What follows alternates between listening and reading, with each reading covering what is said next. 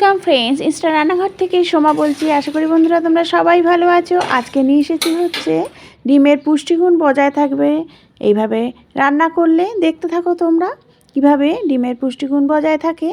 সেই জন্য কিভাবে রান্না করলে ডিমের পুষ্টিগুণটা বজায় থাকে। ডিম আর আলু সেদ্ধ করে নিয়েছি, আর তারপরে কিন্তু আমি ফোড়ন দিলাম গোটা জিরে, তেজপাতা, শুকনো লঙ্কা আর দারচিনি, এলাচ। ফোড়নটার মধ্যেই দিয়ে দিলাম একটু নুনটা দেওয়ার পরে যখন ফোড়নটা একটু তেতে উঠবে তখনই কিন্তু মশলাটা দিয়ে দেবে। দিয়ে দিচ্ছি হচ্ছে পেঁয়াজ, আদা, রসুন, কাঁচা লঙ্কা আর টমেটোর একটা পেস্ট করে নিয়েছি। সেই মশলাটা কিন্তু খুব ভালো করে কষিয়ে নেবে। যতক্ষণ না মশলা থেকে তেল বেরোচ্ছে ততক্ষণ কিন্তু মশলাটা আমি কষিয়ে নেব। আর এক এক করে দিয়ে দেবো হচ্ছে সব কিছু, হলুদ গুঁড়ো। আর যেহেতু বলেছি ডিমের পুষ্টিগুণ বজায় থাকবে কিভাবে, সেই জন্য আমি কিন্তু খুবই লাইট করে করব, একদমই তেল কম ছাড়া।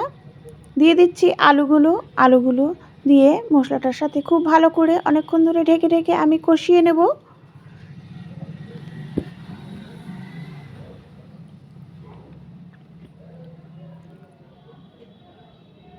আর একটু নুন লাগবে তাই নুনটা দিয়ে দিলাম,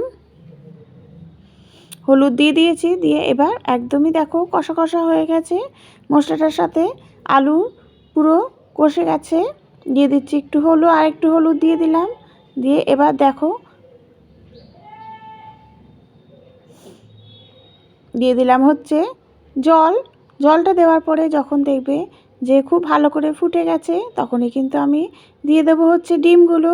এই ডিমটা লাস্টে দেওয়ার কারণ এটাই যে ডিমটা যদি না ভেজে রান্না করো তাহলে কিন্তু ডিমে খুব ভালো পুষ্টিগুণ বজায় থাকে। আর এইভাবে রান্না করলে খেতেও কিন্তু বেশ ভালো হয়। আর এর মধ্যে কিন্তু কিছুই মশলা পড়বে না, যা মশলা পড়ার হয়ে গেছে। একদম সিম্পলভাবে এইভাবে রান্না করে খেয়ে দেখো, দারুণ টেস্ট হয়। Thank you.